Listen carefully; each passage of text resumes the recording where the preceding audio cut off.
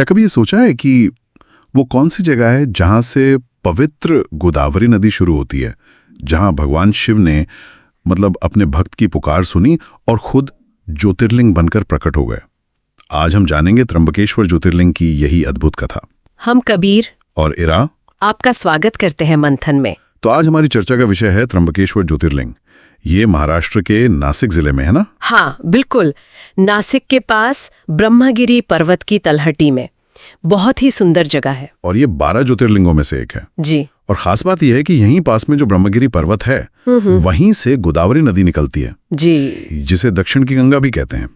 मतलब जैसे उत्तर भारत में गंगा का महत्व है, वैसा ही दक्षिण में गोदावरी का। अच्छा। लेकिन आपने कहा कि इसकी महिमा सिर्फ गोदावरी के उद्गम तक ही नहीं है, कोई गहरी कहानी है इसके पीछे? हाँ, एक बहुत ही महत्वपूर्ण कहानी है, महर्षि गौतम और भगवान शिव से जुड़ी हुई। महर्षि गौतम, ओहो, सप्तऋषियों में से एक। हाँ, तो कथा कुछ ऐसी है कि बहुत पहले इसी ब्रह्मगिरी पर्वत पर महर्षि गौतम अपनी पत्नी अहिल्या के साथ रहते थे और वो कठोर तपस्या करते थे। उनके तप का तेज इतना था और वो इतने पुण्यात्मा थे कि उस इलाके में कहते हैं कभी अकाल नहीं पड़ता था। सब खुशहाल थे। ये तो बहुत अच्छी बात है। फिर भगवान शिव का इसमें क्या रोल आया? यही कहानी में एक ट्विस्ट आता है।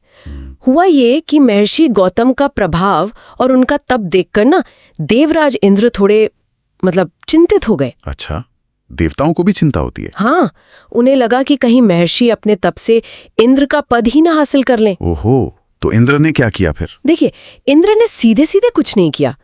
उन्होंने क्या किया कि कुछ दूसरे ऋषि थे जो शायद गौतम ऋषि की प्रसिद्धि से थोड़ी जलन रखते थे। ईर्ष्या। हाँ, ईर्ष्या। तो इंद्र ने उन्हें उकसाया गौतम ऋषि के खिलाफ और उन ऋषियों ने मिलकर एक प्लान एक ऋषि के खिलाफ। कैसा प्लान? प्लान ये था कि किसी तरह महर्षि गौतम को दोषी ठहराया जाए ताकि उन्हें आश्रम छोड़ना पड़े। इसके लिए उन्होंने गणेश जी से मदद मांगी। गणेश जी से? पर गणेश जी तो विघ्न हरता है। हाँ। और गणेश जी ने पहले तो उन्हें समझाया भी कि ये ठीक नहीं है, पर वो ऋषि माने नहीं। तो मजबूरी में गणेश जी ने एक बहुत ही कमजोर सी गाय का रूप लिया और गौतम ऋषि के खेतों में फसल चढ़ने लगे। अच्छा। अब ऋषि गौतम ने देखा तो उन्हें हटाने के लिए बस एक कुश घास का एक तिनका उस गाय पर फेंका और बस गणेश जी की माया थी, वो गाय वहीं गिर के मर गई। अरे, ये तो बस साजिश थी पूरी, जानबूझकर फंसाया गया उन्हें। बिल्कुल। और वो बाकी ऋषि तो जैसे तैयारी बैठे थे, उन्होंने फौरन शोर मचा दिया, गौ हत्या हो गई, गौ हत्या, और सारा दोष महर्षि गौतम पर डाल दिया। उन्हें खूब अपमानित किया और कहा कि अब आप पापी हो गए, आश्रम छोड़कर चले जाओ। बेचारे महर्षि गौतम इस झूठे आरोप से बहुत दुखी हुए। स्वाभाविक है, एक निर्दोष पर इतना बड़ा इल्जाम। फिर उन्होंने क्या किया? अपना बचाव नहीं किया? पर उनकी बात किसी ने सुनी नहीं। वो इतने दुखी थे कि उन्होंने उन्हीं ऋषियों से पूछा कि भाई इस पाप से मुक्ति का उपाय बताओ। तो उन ऋषियों ने भी कठोर उपाय बता दिया। कहा कि या तो पूरी दुनिया में अपने पाप का ढिंढोरा पीटो या फिर यहीं रहकर तपस्या करो और गंगा को यहाँ लाओ, उससे स्नान करोगे तभी पाप धुलेगा। गंगा को पृथ्वी पर लाना, ये तो भगीरथ जैसा काम हो गया। हाँ, बिल्कुल वैसा ही। तो महर्षि गौतम ने दूसरा रास्ता चुना। उन्होंने भगवान शिव की बहुत कठोर तपस्या शुरू की। शिव जी की? हाँ, वो रोज मिट्टी का शिवलिंग बनाते, पूजा करते और प्रार्थना करते कि हे प्रभु, मुझे इस झूठे कलंक से बचाइए और यहाँ गंगा माँ को प्रकट कीजिए। और भोलेनाथ तो आशुतोष हैं, जल्दी प्रसन्न हो जाते हैं। बिल्कुल। भगवान शिव ने महर्षि गौतम की तपस्या देखी, उनका दुख देखा, वो प्रसन्न भी हुए और द्रवित भी, वो प्रकट हुए। अच्छा। हाँ, और उन्होंने कहा कि गौतम तुम निर्दोष हो। महर्षि ने प्रार्थना की कि प्रभु, लोक कल्याण के लिए और मुझे इस झूठे पाप से मुक्ति दिलाने के प्रतीक के तौर पर आप गंगा की एक धारा यहाँ बहा दीजिए। और शिव जी मान गए? मान गए। भगवान शिव ने अपनी जटा से गंगा की एक धारा छोड़ी, वही धारा यहाँ गोदावरी नदी बन के बही। वाह। इसे गौतमी गंगा भी कहते हैं क्योंकि ये गौतम ऋषि के वजह से आई और इसी गोदावरी में स्नान करके महर्षि गौतम उस झूठे पाप से औपचारिक रूप से मुक्त हुए। अद्भुत। तो गोदावरी नदी का आना सीधे सीधे महर्षि गौतम की शुद्धि और शिव जी की कृपा से जुड़ा है। ये सिर्फ एक नदी का बहना नहीं है, ये तो एक भक्त के उद्धार की कहानी है। बिल्कुल सही कहा आपने। और फिर महर्षि गौतम ने शिवजी से एक और प्रार्थना की क्या है? उन्होंने कहा कि प्रभु, आप लोक कल्याण के लिए यहीं ज्योतिर्लिंग के रूप में वास कीजिए। भगवान शिव ने वो प्रार्थना भी मान ली और वहीं ज्योतिर्लिंग के रूप में स्थापित हो गए। और क्योंकि वो यहाँ 3 नेत्रों वाले ईश्वर के रूप में प्रकट हुए थे, या ये कहिए कि उनके दर्शन से ऋषि को एक नई दिव्य दृष्टि मिली, इसीलिए ये जगह त्र्यंबकेश्वर कहलाई। त्र्यंबकेश्वर यानी 3 नेत्रों वाले ईश्वर का स्थान। वाह, ये नाम ही कितना पावरफुल है ना? ये कहानी सुनकर ना ऐसा लगता है कि ये जगह सिर्फ भौगोलिक या ऐतिहासिक ही नहीं है, इमोशनली भी बहुत स्ट्रांग है। निश्चित रूप से त्र्यंबकेश्वर की ये कथा हमें यही तो सिखाती है कि अगर आपकी भक्ति सच्ची है, आपकी सेवा निस्वार्थ है, तो उसमें बहुत शक्ति होती है। अगर आप सच के रास्ते पर है, तो चाहे आप पर झूठे आरोप लगे, हालात कितने भी खराब क्यों ना हो, भगवान खुद आपकी रक्षा के लिए आते हैं। ये जगह शिव जी की करुणा, भक्त की निष्ठा, पवित्रता और दिव्यता का जीता जागता सबूत है। और शायद यही वो गहरा मैसेज है जो लोग अक्सर मिस कर देते हैं, है ना? ज्यादातर लोग तो त्र्यंबकेश्वर को बस गोदावरी का उद्गम स्थल ही समझते हैं। हाँ, यही बात है। ये जानना कि गोदावरी कहाँ से निकलती है, ये तो हुई ज्योग्राफिकल नॉलेज।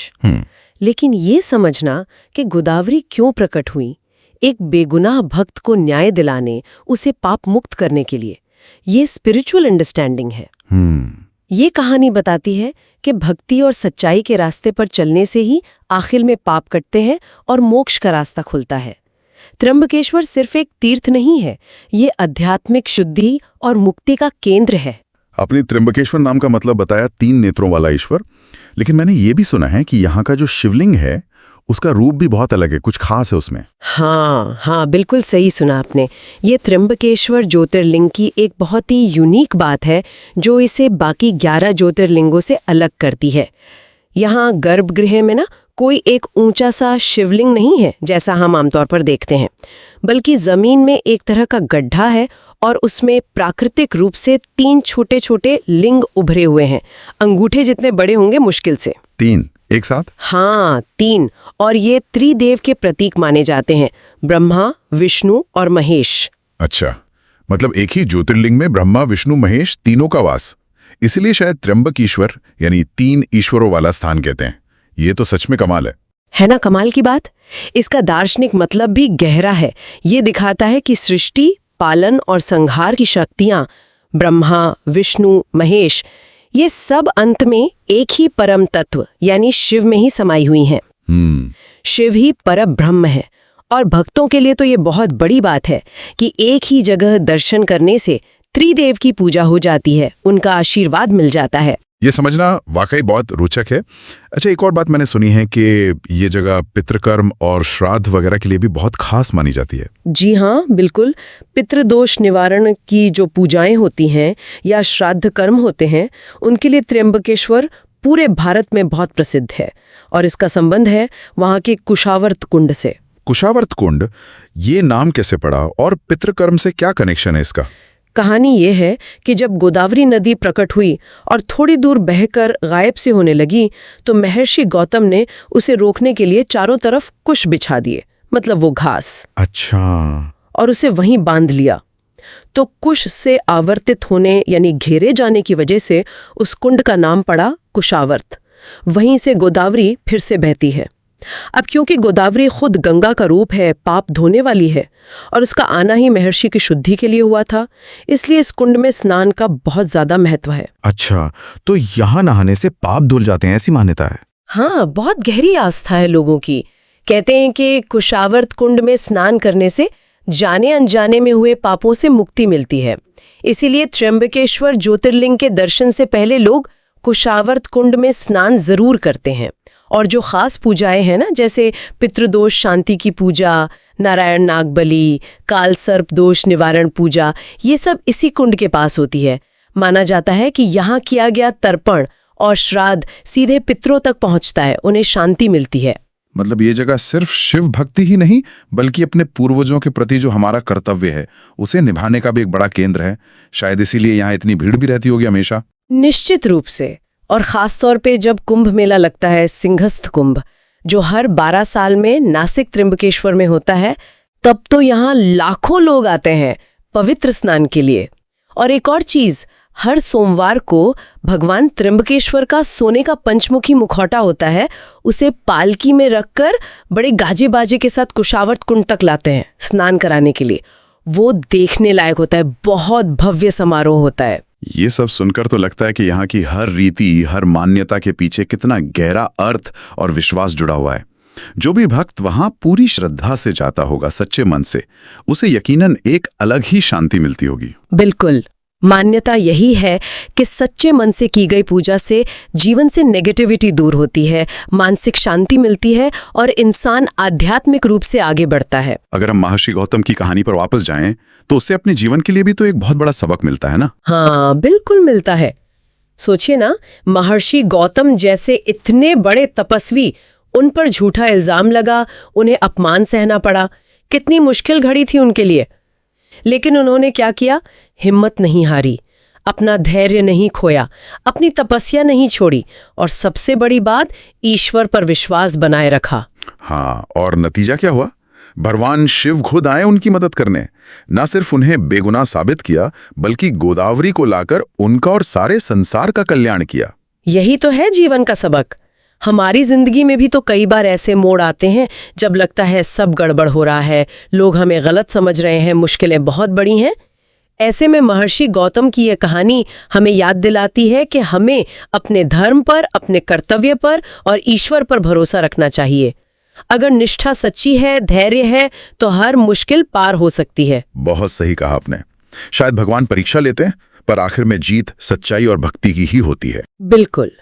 अंत में त्र्यंबकेश्वर ज्योतिर्लिंग और महर्षि गौतम की ये कथा हमें यही विश्वास दिलाती है कि सच्चा भक्त चाहे कितना भी परेशान क्यों ना हो, भगवान शिव उसकी रक्षा जरूर करते हैं।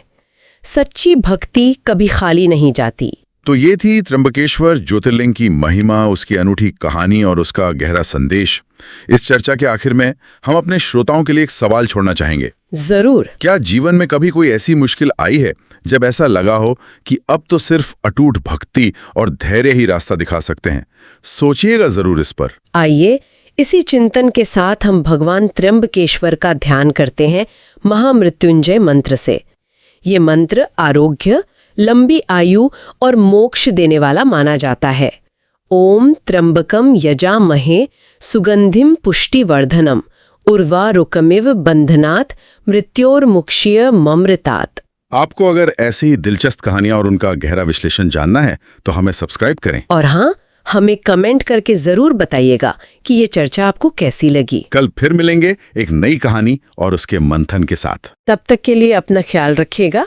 मंथन जारी रहे।